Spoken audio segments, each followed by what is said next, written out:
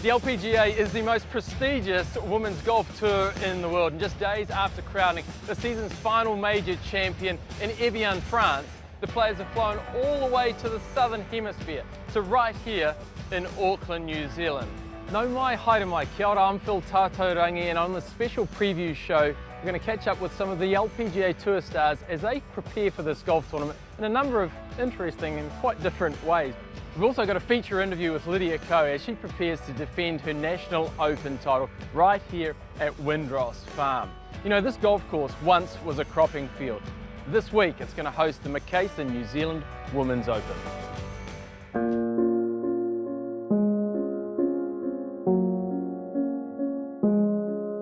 When we designed Windross Farm, we wanted to create a world-class golf experience, so that when the amateur or the professional golfer teed up, they knew they were going to be in for a good challenge and a great experience. It took us 3 years to plan it, and then 3 years to build it.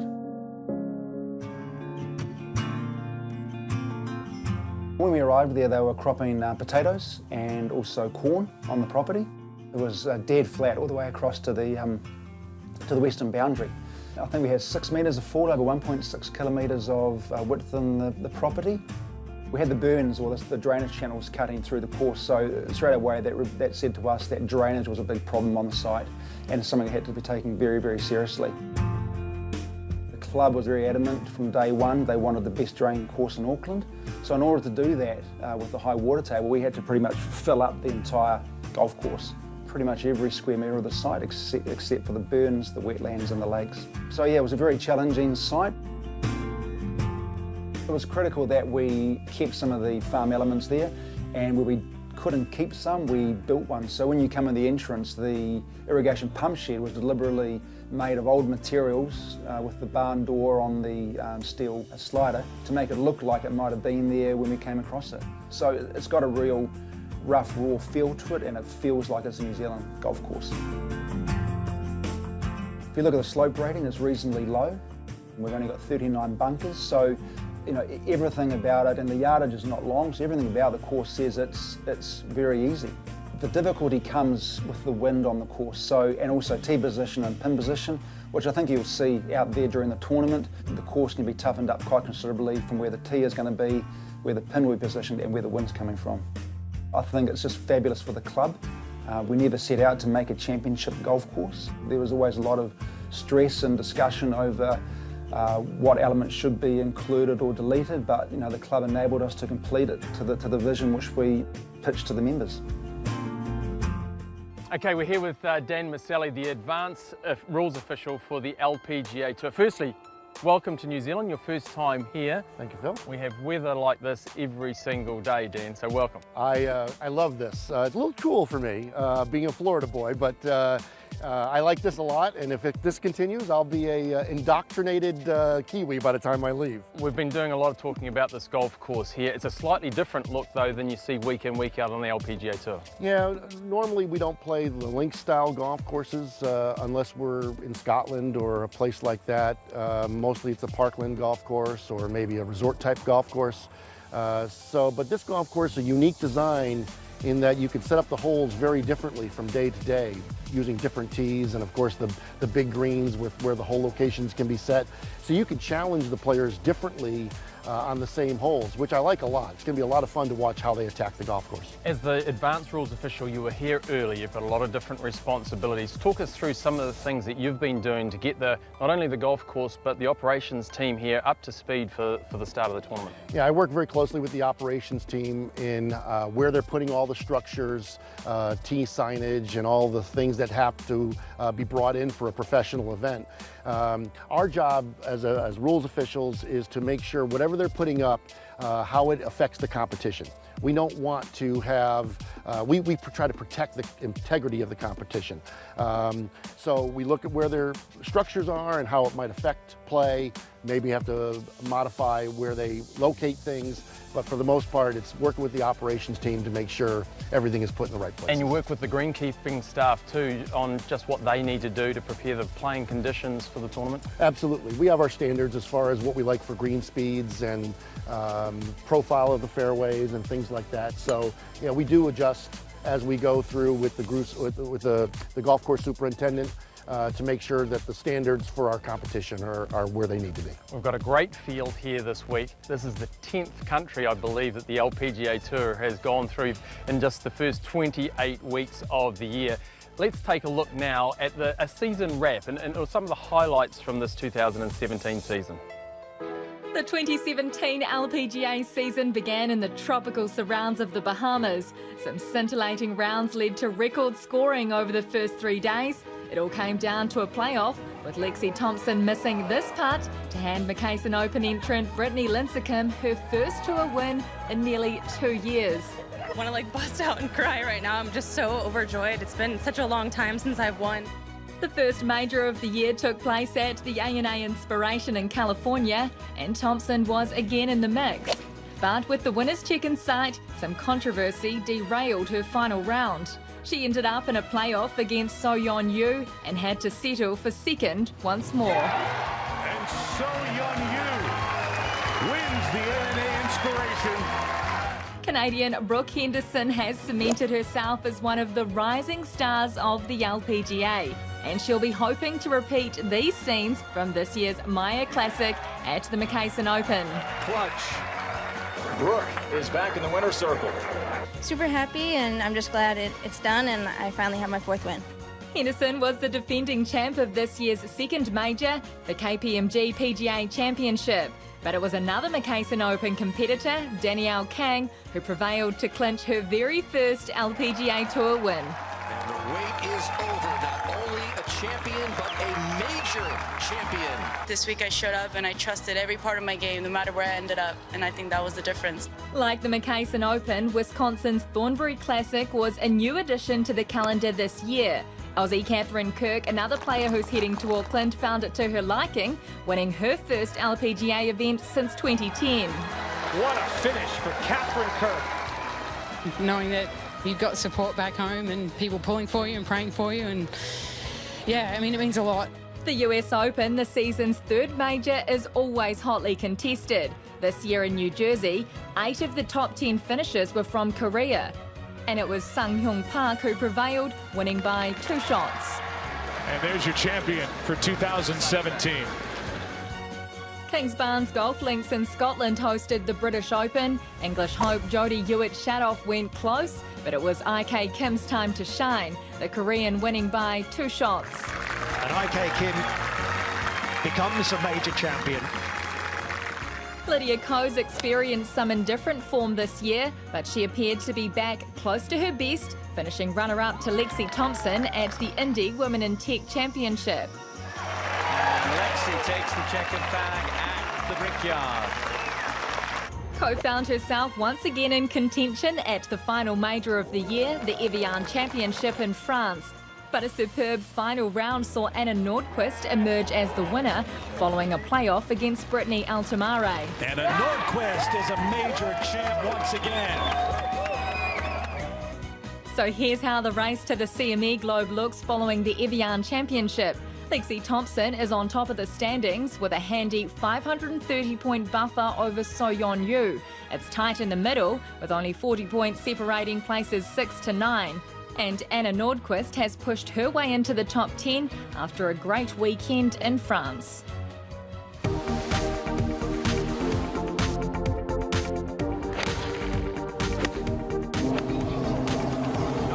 Oh, that's a good shot.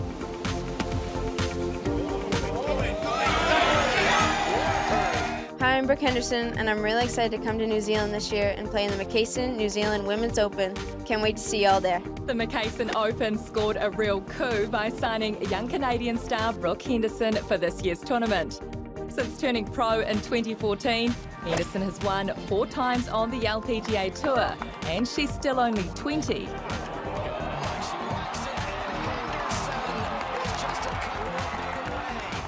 Henderson's already a major winner too. She beat Lydia Ko in a playoff to clinch the KPMG PGA Championship in 2016.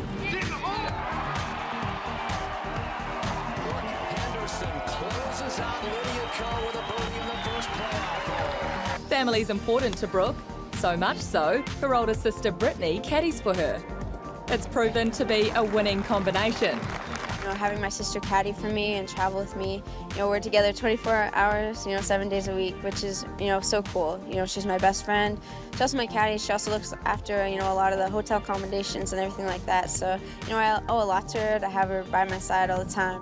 And she feels her next tournament win isn't too far away. My game is in a really good spot. I haven't really seen the results that I've been looking for, but I feel like if I can just make a few more putts and get them to drop, then I think I'll start seeing my name on top of the leaderboards again. Don't be surprised to see Brooke Henderson making her move come the final round of the MCKAYSON Open. Catching up now with Michael Goldstein, Tournament Director here. Goldie, we caught up about 3 years ago and you had this pipe dream of bringing the LPGA Tour to New Zealand. You've done it. Look, it's been our dream for 3 years to bring the World Tour down to New Zealand to play. You know, the impetus of it was clearly Lydia Ko. She's a superstar, she's one of our country's great athletes, and the tour really shared our vision of bringing her back to play in front of her home fans. But you needed to provide a golf course, and you know, we were out here in construction. Why Windross Farm? Look, I really subscribe to the architectural integrity that is Windross Farm. You know, we're obviously good friends and I've been here through the construction phase. I think that the weather will play a part and it'll really encourage shot making and interesting golf to watch. Talk to us about your commercial partners and volunteers. These things don't happen without those sort of people involved. Yeah, look, it's really challenging to bring a global sporting event to New Zealand. We're not a huge country by any stretch of the imagination, so you know, we've had fantastic support from Auckland Council and New Zealand Major Events from the outset. But when MCKAYSON came on board as our naming rights sponsor, you know, it really made the tournament real.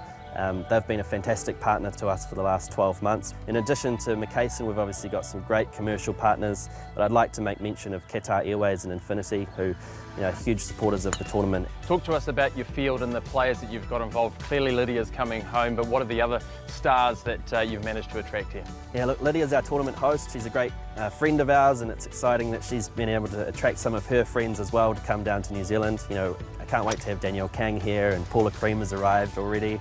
And obviously Brooke Henderson was one of our first girls to commit to the tournament. So look, we've got a great field and the spectators are going to have a great time watching them play. And another good friend of Lydia's is Jane Park, enjoying a really successful season. Her husband actually caddies for Lydia, so they decided to head down to Queenstown and do a little bit of thrill seeking before the tournament. We are in Queenstown and we're about to get on the Shadowbird jet. I'm a little nervous. The boats look like they go pretty fast, but my husband Pete's going to be screaming like a little girl, so... Hopefully I don't scream. If I do, then hopefully you don't catch it on film.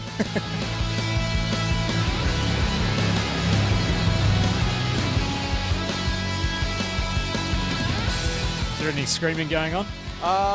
Not that I heard. I might have been screaming silently. I'm not sure. You'll have to ask Jane. From me, but not from Pete. He was more giggling, so I think he enjoyed it a lot. My husband Peter Godfrey caddies for Lydia Ko. We got married earlier this year in February. It's really nice having a companion out there with me every week, rooting for me no matter how well or you know how crappy of a day I have. So it's nice to have someone in my corner all the time. We do a pretty good job, we think, of separating the business from the husband and wife side of it. Obviously, I don't caddy for her, which is the main thing. That's a pretty good start. You know, I don't really get involved too much in her her playing side unless she asks me to. So it's good. It's good to have like the separation of her playing and me caddying, and then at the same time being in the same place. So that's nice. In the evenings, you get to sort of do the husband and wife bit without the golf. The depth of talent on the LPGA is getting deeper and deeper every year. You've got younger girls coming out. They're not afraid to go at every pin. They're not afraid to you know, take on the big names and go head to head with them. And it's fantastic to see how much our tour has grown in the last 5 or 10 years that I've been on tour. So it's fantastic. I think it's amazing. I've been caddying for the girls in the LPGA now for the last, I think it's 7 years. So I've had a few players that I work for, and you know, obviously luckily enough earlier on this year I got the call from Lydia's team, and and we started working together, and it's been good. Obviously, she's been working through some changes, and that's been, you know, that's been good to help her try and get through. And it looks like in the last couple of weeks she's started to really, what she's been actually working on has started to show some fruit. So I'm excited now for the next few weeks and to see what she can do, because she seems to be moving into a really good spot.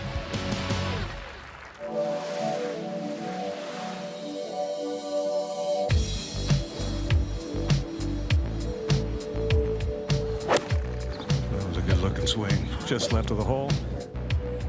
Hey, I'm Catherine Kirk and I'm really excited to come and play the 2017 MCKAYSON New Zealand Women's Open. See you guys soon. One of the players to watch out for in this year's inaugural MCKAYSON Open is Aussie Catherine Kirk. Since debuting in 2003, Kirk's been a regular contender on the LPGA Tour. Oh, and another birdie for Catherine Kirk. Like any player, Kirk's had her ups and downs on the tour in recent years, but earlier this season, she enjoyed a big return to form, taking out the Thornbury Classic in Wisconsin. For the first time in 7 years, she's a winner on the LPGA Tour. And that good form continued recently with a tie for third at the Evian. With so many incredibly skilled players on the tour now, Kirk accepts it's become increasingly more competitive. It's so hard to win out here, so I'll be trying to do it again, but obviously, yeah, it's going to be hard. We certainly have way more young guns out here now than when I first joined the tour, and it's been great for the game. I think, yeah, way more people are interested. Kirk played the very first New Zealand Open back in 2009 and is excited to see how far the tournament's come since then. I love New Zealand, I've been there a bunch of times and even honeymooned there, so I'm excited that they have a national championship back on the calendar, and I think Auckland's going to be a great venue, and I'm sure we'll get great crowds, so it's going to be fun. There's no doubt Kirk would love to experience that winning feeling once again, this time at the MCKAYSON Open.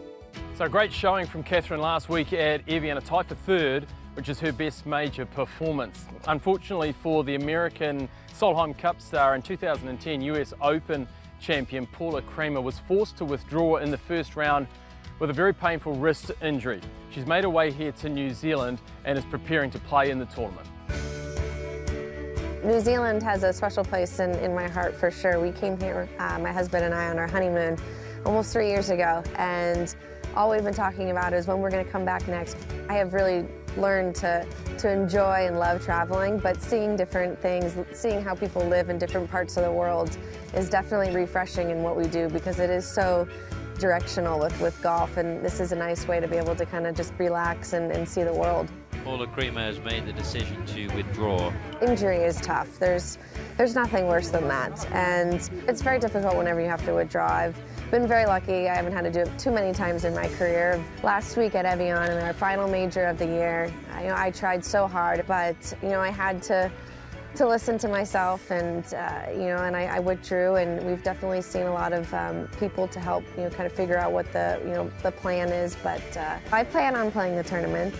My nickname is the Pink Panther. Ever since I was a little girl, it was just always, my backpack was pink, my bedroom was pink, everything was pink. I would go out and I'd wear my pink, and one of my good friends, Casey Wittenberg, he asked me, he said one day I just walked out on the range, I think I had like 10 different shades of pink on, and he goes, so what do you think you're like a Pink Panther or something? And I was like, yeah, I guess, and then it just kind of stuck. This is not about holding the putt. It's a bonus if it goes in. It's almost a miracle. The putt in Singapore at the HSBC event was,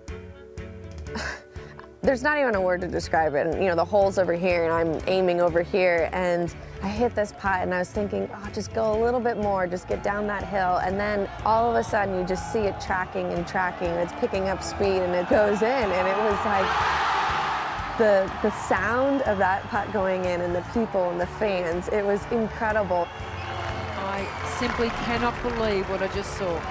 It is a miracle. Honestly, that was one of the coolest things, and the best thing about it is every time we see it, it goes in. It's very difficult to win on tour. There's just so much talent. It's just the level of play is getting stronger. People are becoming much more athletic. I mean, we're not just golfers, we're athletes. Just the way we take care of our bodies, things like that. And you've got to be able to give up a lot of things in your life to be able to be out on tour, but at the same time, there's nothing better than holding a trophy. A key factor in this MCKAYSON New Zealand Women's Open becoming an LPGA event is the amazing achievements of Lydia Ko, winning major titles, becoming the #1 player in the world. And I spoke to Lydia about what it feels like to be coming home.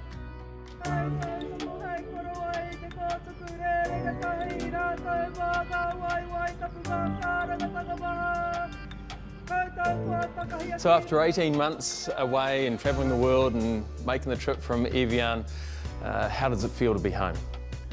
It's definitely nice to be home. I haven't been back for a good 7 months.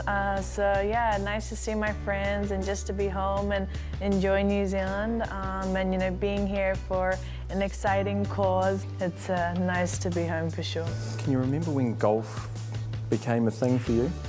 Probably when I first started representing New Zealand. I think my first ever tournament was probably the Trans-Tasman Cup, and I was on the junior team there, and you know, I think that was really a big highlight, and I'm still really proud to be flying the New Zealand flag. And it's probably that time where I said, hey, this is super cool, and I really want to be doing this for a long, long time. Starting at such a young age, winning tournaments at such a young age, do you feel like you've been continually breaking those ceilings and kind of opening people's eyes to what's possible? The coolest thing I hear from a fan is especially kids saying, hey, you're my role model. And I think that really motivates me and inspires me to be a better player, be a better role model for them. It's cool that I can make a little bit of difference. If I can get one more junior to take up the game, it's exciting. So back in Canada, the first time when you went up there, you ran down one of the best players in the game in Inby Park. How did it feel as a 15-year-old amateur to beat them? My goal was really to make the cut, and as an amateur, you're there for experience. It's not like you're going to earn prize money if you make the cut and go from there. And it's just cool to be able to see these girls that I saw on magazines and on TV, and I was right there playing alongside them. And I think I'm more proud of that moment now than when I was at that exact moment. So since you last won the New Zealand Women's Open, that was 18 months ago, you also won a silver medal at Rio. Talk to us about how special it was to become an Olympian and to medal there at the Olympics. I didn't feel like it was that much different to any other event, and I realized I was wrong on the first tee of that first day. Them calling my name and representing New Zealand. It was surreal. Just being there, just saying, hey, I won, silver medal, and you don't get to say that very often, and it was definitely a proud moment for me. You've talked the last couple of weeks about finding some confidence that may have been missing earlier in the year. Where's it been hiding? I don't know. If I would have known, I would have dug it out earlier. But I think playing well in Indiana gave me the confidence in Evian, and those things are the things that build up your confidence to be more, consistently playing well and be in contention.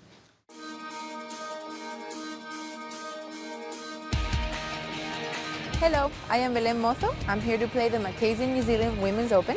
But before that, I'm going to jump from up there.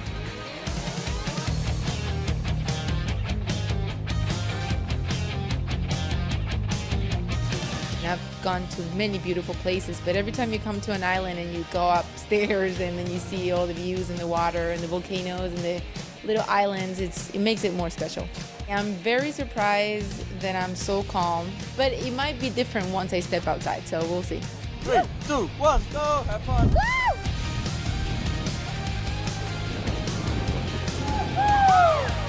When he said go, I thought about it for 3 seconds. I was like, oh my God. And then, yeah, you just have to let go. And it's pretty cool when you just let go and jump. So it's all fun right now. I had 2 days of good fun. Now I'm ready to do the work. So as you can see, the girls are preparing in a number of different ways. Enough of the fun and games, however, it's time for the tournament to start. We'll be coming to you from Windross Farm for the MCKAYSON New Zealand Women's Open.